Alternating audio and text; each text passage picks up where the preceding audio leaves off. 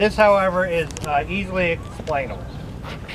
Like we said, in the late 80s, early 90s, they had done, all of this area had been subjected to shovel testing, and eventually they came in and put 3 by 3 foot units. I have to do metric in my head. Typically we work in metric. But, so they put, the early set of archaeologists put a 3 by 3 right here. At that time, this entire thing, you know, this was not stripped, so they were kind of working blindly with their artifact distribution maps.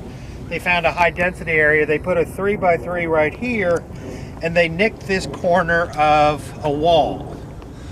I assume they were trying to find the remainder of the structure. They flipped a coin, found a direction to go. They went completely in the wrong direction. They found none of this. They put a 3 by 17 foot trench, and that's what you see here. This is what a stain looks like, but this is only a 30-year-old stain. But you dig it, we found a little more brick than they did. We found a little bit more brick than they did. However, this is actually where we started the excavation, where we started backhoe operations. We had these are 20th century bricks. These are no, these are much earlier.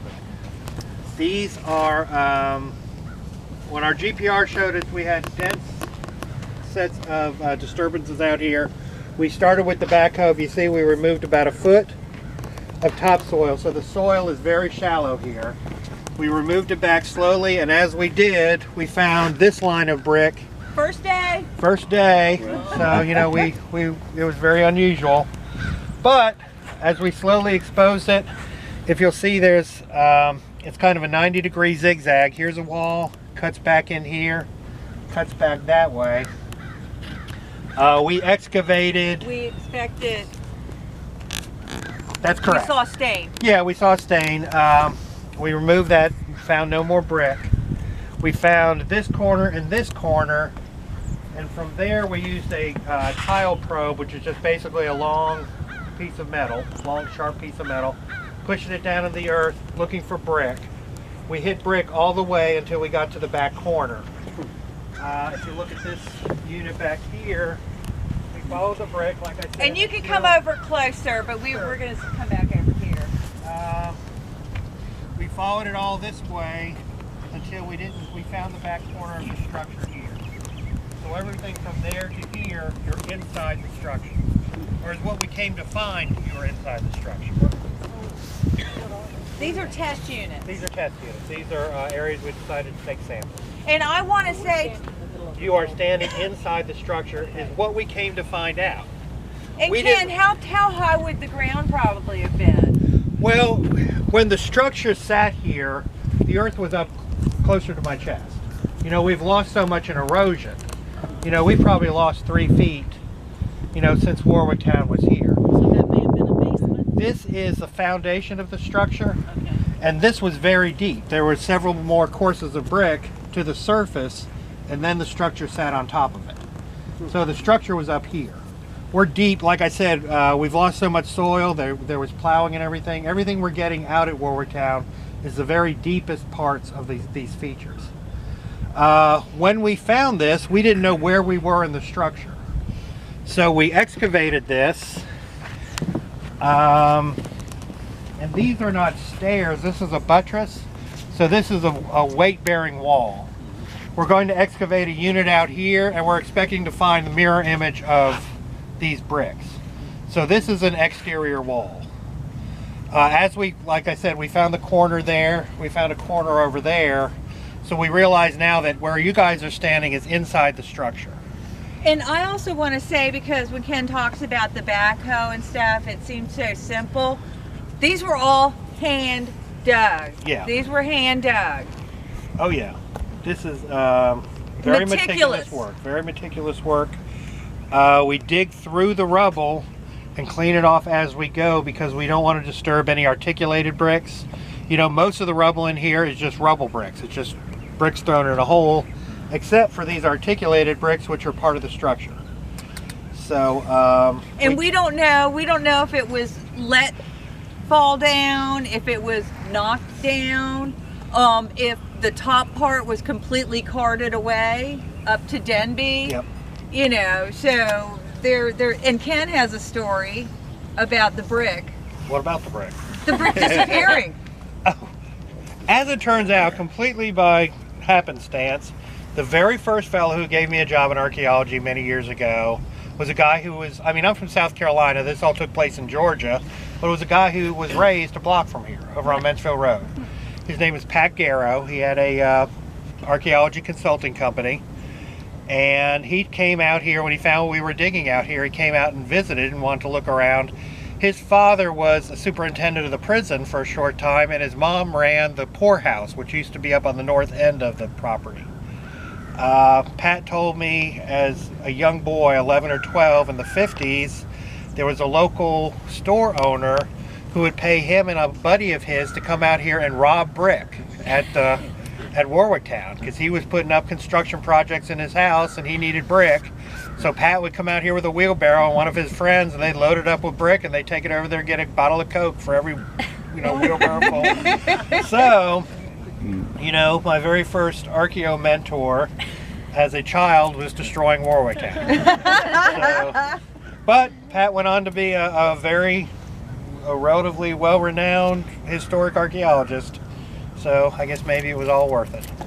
But we're finding some really interesting things in here now. Yeah, we're getting everything coming out of here is 1700s. We're getting some ceramics. We're getting a lot of obviously a lot of construction rubble, a lot of nails, a lot of glass. We're getting some ceramics. Over here, we're starting to get an awful lot of bone, a lot of animal bone.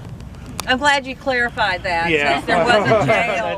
that's one of the questions people always have. We're just because of the robusticity of the structure, the formality of the brick, probably the expense that went into building this, and the artifact profile is seeming this might be the courthouse.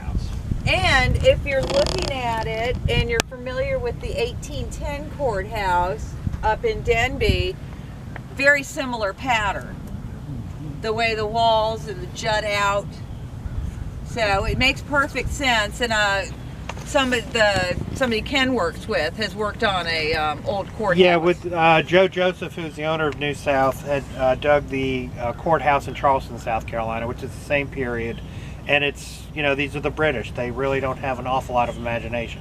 Once they do things one way, they kind of do it that works. way. It stays. Yeah. I mean, it's all kind of paramilitary. I mean, this is all governmental structures, and they're built pretty much consistently. And we've got several more test units we're going to put in here. Yeah, we'll take another 5 or 6 unit samples out here. Like I said, we'd like to come out here and make sure we got this foundation figured out, but we also want to get more of the artifacts just to find out what's going on here. Not only do the artifacts date the features, not only do we have a good tight date on historic artifacts, but the type of artifacts kind of tell you where you're at. We know that there's somewhere out here we're hoping to find the tavern. When we find the Ken tavern, just wants to find a tavern. I'm always looking for a tavern. But when we find the tavern, it's going to be very obvious. It's going to be a lot of wine bottles. It's going to be a lot of kaolin pipe stems. I dug a tavern outside of Charleston, South Carolina, and it also it acted as the muster house. When you call the militia together, the fellows ran to the tavern, and so that tavern had a lot of military hardware in it. So. We're hoping to find that out here. Were these bricks made in this area right here? You date them by looking at the bricks or by the artifacts? Bricks. Well, we date it by the artifacts because bricks are a little bit sketchy to try to date something with because they're reused so often. Okay. Chances are these are the earliest bricks, so these are likely locally manufactured or brought in. We're still trying to work that out. Yeah. And it's very common, when you set up a colony or you first enter an area, one of the things you start putting together are infrastructure and support processes. Like you start a brickwork, you start a blacksmith, you start a potter. And there are indications. Yeah, up north we probably have a brickwork. It's going to be the 1850s. We're getting that with middle 1900 artifacts. or 19th century But artifacts. people tend to put things in the same places. Right. So these are, it would not, we're still working on the brick. Because we know there are brick manufacturers around here. We just don't know of any of the physical characteristics of the brick. And in reality, a brick's kind of a brick. You know what I mean?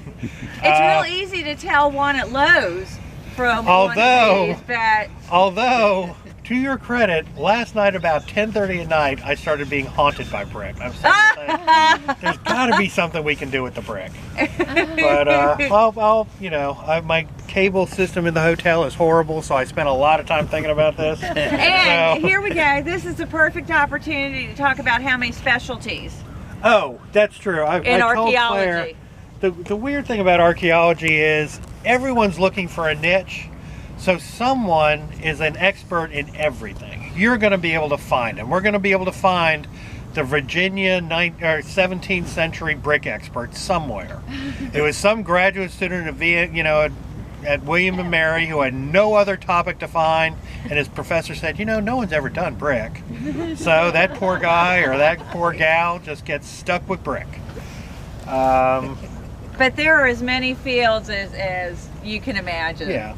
And it's tremendous when you find that person. When you got that question. It's tremendous for you and the person. Yeah.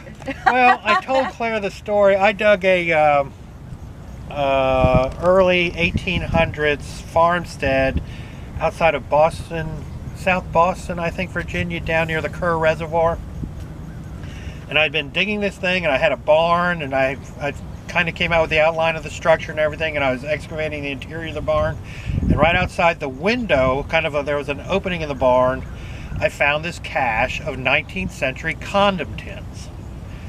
And I never knew anyone who knew anything about condom tins, and the only distinguishing feature on the tin was a patent number. So, I'm a young archaeologist trying to make my mark, so I figure I'll write a volume on condom tins. So I found the patent office in South Carolina is held in Clemson, South Carolina.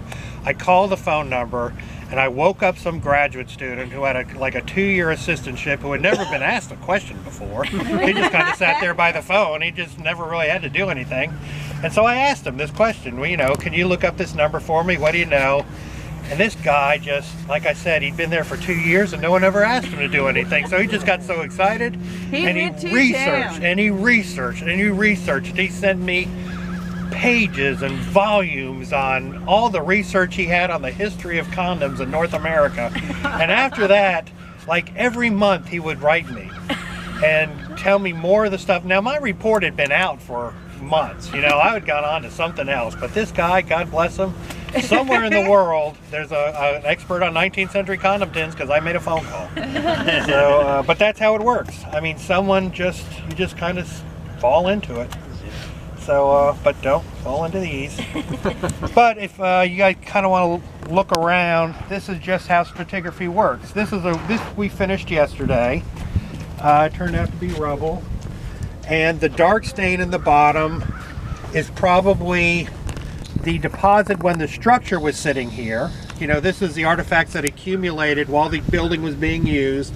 A lot of animal bone, just glass, a little bit of ceramics. We're getting pipe stem out of this.